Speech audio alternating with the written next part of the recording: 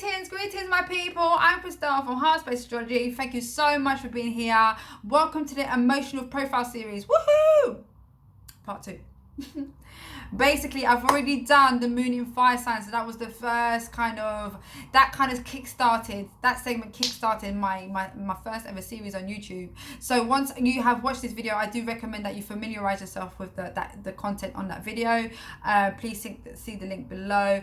And then in the meantime though, please do stay around, get your notepads and your pen if you haven't done so already. Make sure you have a little notepad and pen for future videos as well, just so you've got your little precious divine book for reference, okay? But in the meantime though, this is about the moon in Taurus, Virgo and Capricorn.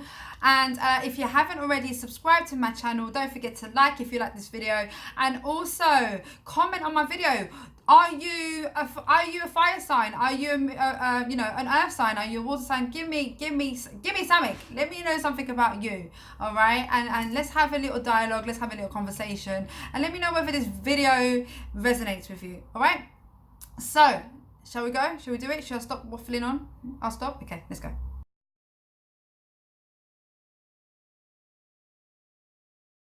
We all know that in order to have fulfilling positive and healthy relationships, we need to have a good understanding as to one's personality.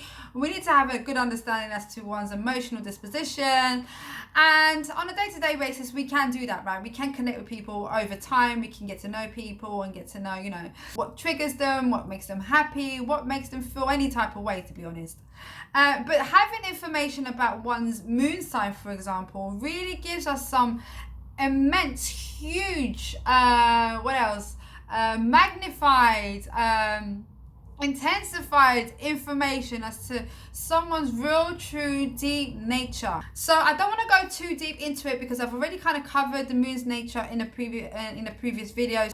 So if you want to capture more in-depth information about the moon's nature, I do recommend that you also watch the hidden facets, or revealing the hidden facets of the moon. The link is below once you have finished this video. Only because then you've got a deeper insight, but I will give you some context for the purpose of today's segment. So essentially, the moon governs our emotional body. She is about our basic instincts. She governs our subconscious. She's about our emotional thinking. She's also about our emotional security and the ways in which that we react and the way we respond to our inner and outer world. So now that we've got this piece of information, let's establish how the moon is expressed in Taurus, in Virgo and in Capricorn. Taurus is a practical sign. It's well grounded in nature. There is a lot of stubbornness in this sign, and therefore, that's what makes this sign resistant to change. All right, this sign does not like change, okay? And this sign is all about comforts, material comforts, and having this great sense of security. When the moon is located in Taurus, one's emotional makeup is essentially to connect with the world with their physical senses. This is actually a very, very good placement for the moon. The moon loves it in Taurus. In Taurus, she's able to express, or her traits are much more magnified. She's so fertile in this sign. She's so mothering and nurturing in this sign. It's an amazing placement. And what this essentially does for the moon in Taurus native, or how they kind of tend to present themselves to the world from an emotional perspective, they are quite chilled people. They don't get emotional. They don't get too. They have, what I mean is, I suppose, their emotional well-being is stable. So with this moon in Taurus placement, there is this inherent need and an innate need to be surrounded by beauty, rich and nurturing foods, surroundings, environments, clothes, anything that's aesthetic and that's relative to beauty is what makes a Taurus moon feel very comfortable and feel very, very secure. Natives tend to have a very stable emotional sense of well-being. They tend to be quite calm individuals, and they are able to focus on their goals in a manner that is, steady, controlled, and purposeful.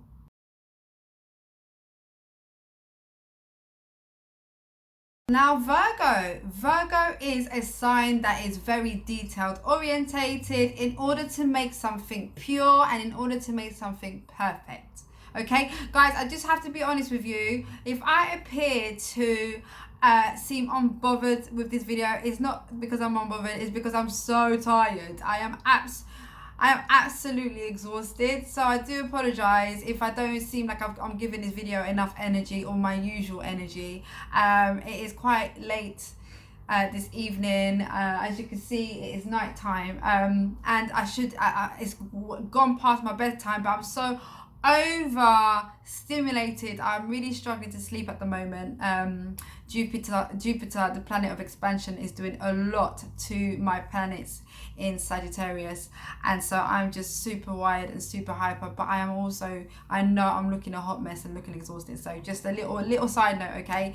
So like I just said, Virgo is a very detailed sign. It's all about perfection and making something pure, all right? So unlike Taurus, which is a fixed sign, Virgo is mutable in nature, meaning that the sign is changeable and the sign is able to adjust in order to adapt to things accordingly. The sign is all about modesty, it's about humility, and it's about, connecting the mind and the body and having this huge emphasis on health and being of service. So Moon in Virgo individuals place huge emphasis and have great comfort in participating in practical things. Remember, because it's an earth sign, it's very practical in nature. Moon in Virgos, they feel good in well-established systems and require this sense of order and structure in order to feel secure in their day-to-day living. And it's really essential for a Virgo moon individual to refine a particular situation, and it's because of their critical nature that they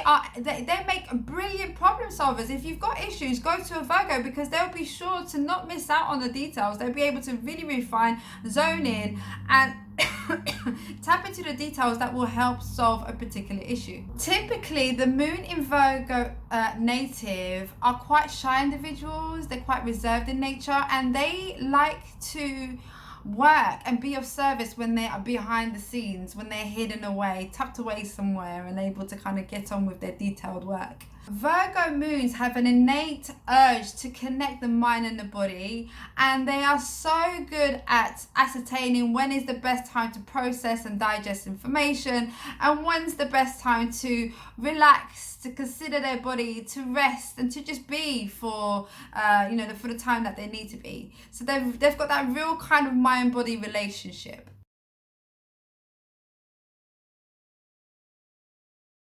And then we've got Capricorns, the last of the earth signs, making it maybe possibly the wisest of the earth signs. Actually, it's not maybe possibly, it is a fact. All right? Because, astrology is a factual system, so I'm allowed to say that.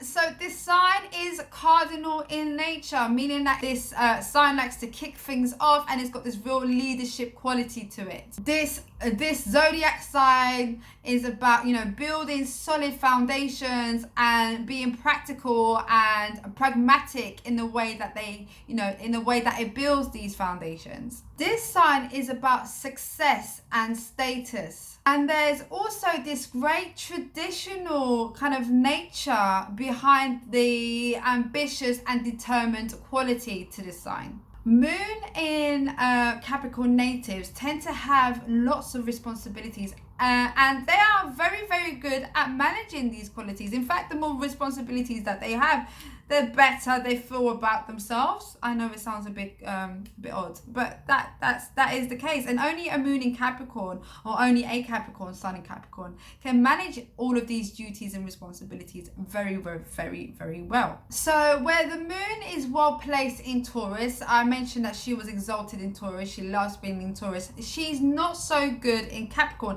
In fact, she's at her detriment. So she's not able to really express her nurturing, mothering, feminine side. In fact, she becomes much more pragmatic and much more practical in her emotions, and therefore she might seem a little bit detached, or she might appear a bit disconnected from the other, due to her lack of ability to connect in the watery kind of way, if that makes sense.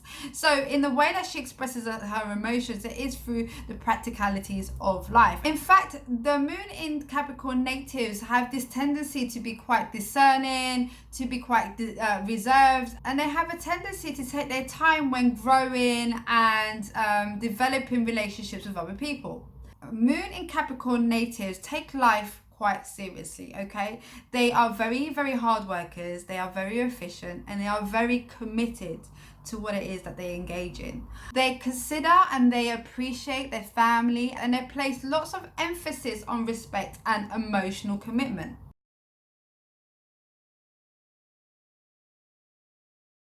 And that's it, my people. Now that you've seen this video, like I said earlier, please go over to the moon in Leo sign, so you've got some idea and some content around that. And also, in order to get some deeper insight as to the moon's nature, please go over to Revealing the Secret Facets of the Moon video. I will now be focusing my energy and my focus on the moon in air signs, so that'll be coming out next week, so be sure to look out for that. So in the meantime, my people, thank you so much for being here. I'm Christelle from HeartSpace Astrology. Peace.